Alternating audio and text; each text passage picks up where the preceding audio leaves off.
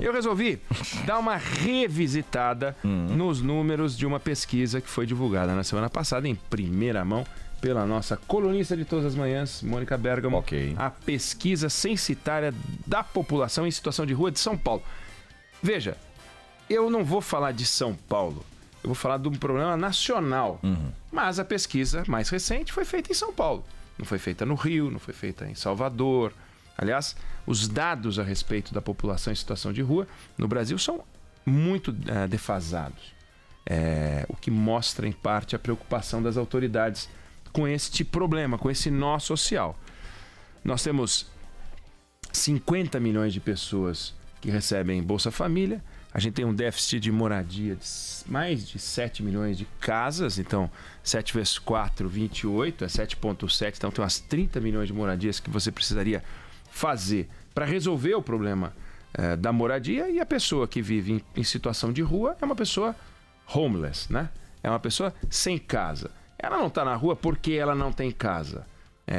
Porque tem muita gente sem casa que aluga, mora num barraco, numa favela e entra na estatística de déficit habitacional, mas não entra na estatística de pessoa vivendo em situação de rua. Então é um estágio mais avançado. A gente tem uma evolução, não no sentido de melhora, mas de uma mudança de quadro, que de 2000 a 2010 a população brasileira cresceu 10%, 12% na verdade, e a população favelada cresceu 70%. Então, você tem uma transformação, um crescimento populacional, um movimento de urbanização, e essas pessoas não estão indo para residências ortodoxas, elas estão indo para favela, comunidades. Eu prefiro falar favela.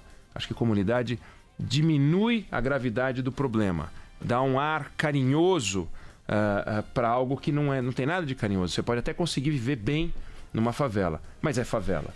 E as pessoas puderem escolher entre morar na favela e morar numa não favela, preferem morar numa não favela. De 2008 a 2017, o salário mínimo no Brasil subiu 60% e o preço dos aluguéis subiu 100%. É evidente que deu uma descasada, é evidente que complicou a vida das pessoas.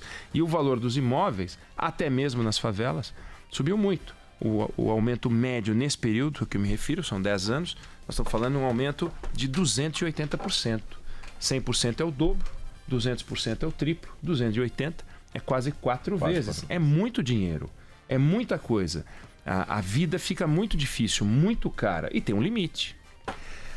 E a Prefeitura da cidade de São Paulo divulgou na semana passada, né, o resultado dessa pesquisa, que é o censo das pessoas em situação de rua, o censo do morador de rua.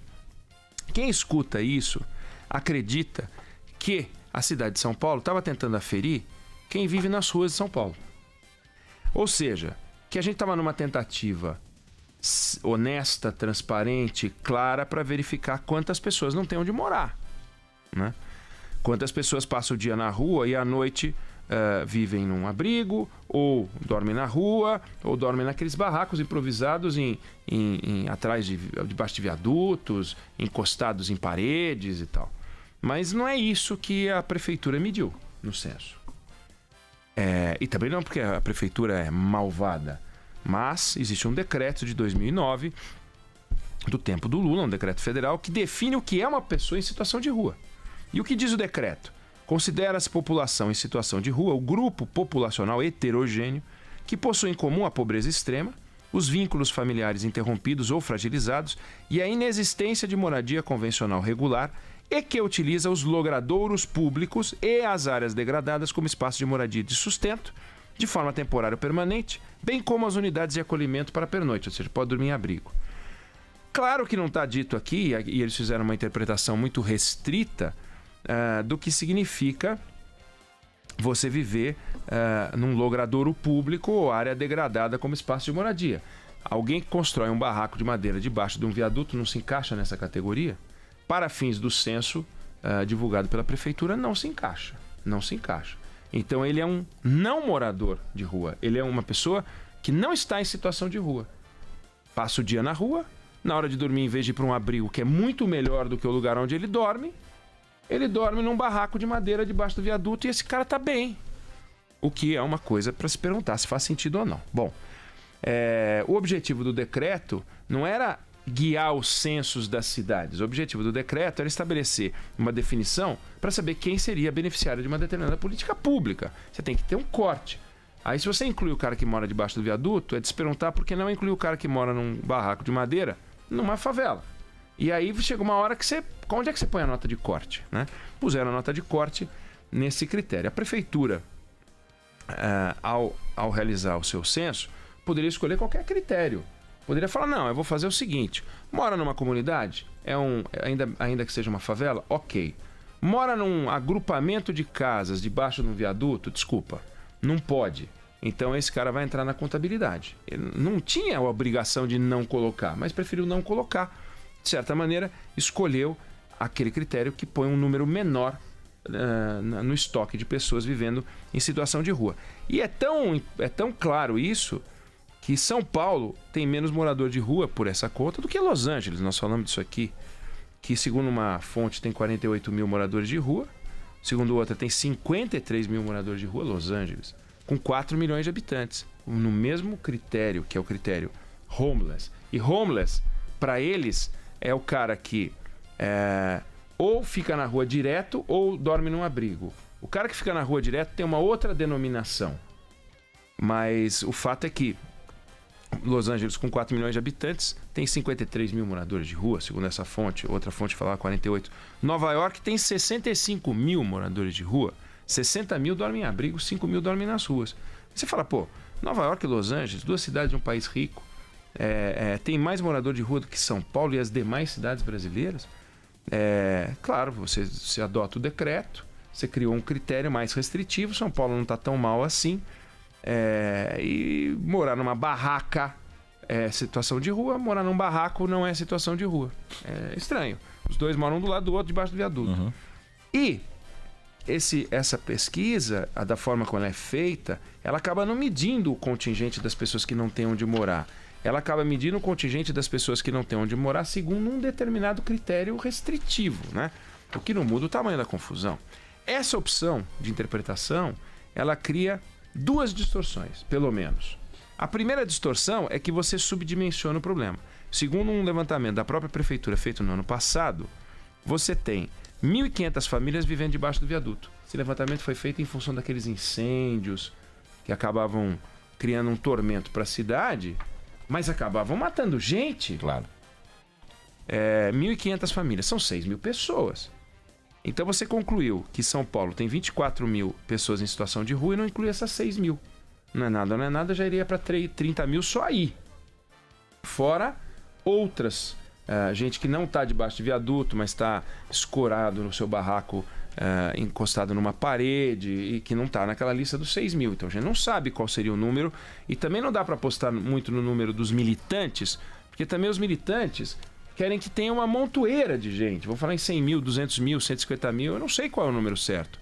Então, falta aí um censo um pouco mais organizado. Esse é o primeiro problema. A primeira distorção. A segunda distorção é a seguinte: um cara que está num barraco, debaixo de um viaduto, e muda para uma barraca debaixo de um viaduto, ele se torna um cara em situação de rua. Mas aumentou. Ele saiu do barraco e foi para a barraca, do lado. E a disputa aumentou, mais um cara em situação de rua. Mas ele já estava em situação de rua. Ele já estava numa situação em que ele não tinha família, ele já não morava num lugar razoável, ele não tinha banheiro, ele não tinha energia elétrica, ele não tinha água corrente, ele não tinha nada, mas ele não era situação de rua e passou a ser. Aí os números começam a aumentar. Você fala, mas e aí? Eu acredito que aumentou ou eu não acredito que aumentou? Não sei, esse critério deles é totalmente maluco. Bom, a pesquisa vai ser concluída em maio. Então a gente vai poder descobrir outras coisas, porque tem uns dados ali que são esquisitos. Por exemplo, você não diz há quanto tempo o cara está na rua. Não diz há quanto tempo o cara está na rua. E se você pega o aumento e pergunta há quanto tempo está na rua. Se você pega que tem um aumento e o cara fala que está na rua há 3, 4 anos, você diz, mas então temos uma contradição. Como é que pode ter um aumento se você está há 3, 4 anos? Então tem sistemas de checagens que a pesquisa ainda não apareceu e não mostrou. Que eu acho importante a gente olhar. Ela, no entanto, é uma primeira experiência. À primeira vista parece lógico. Você fala assim, não, em 2015 a gente tinha 16 mil moradores de rua. Hoje você tem 24 mil. A taxa de desemprego nesse período saltou de 13 para 16. Tô ignorando os números depois da vírgula.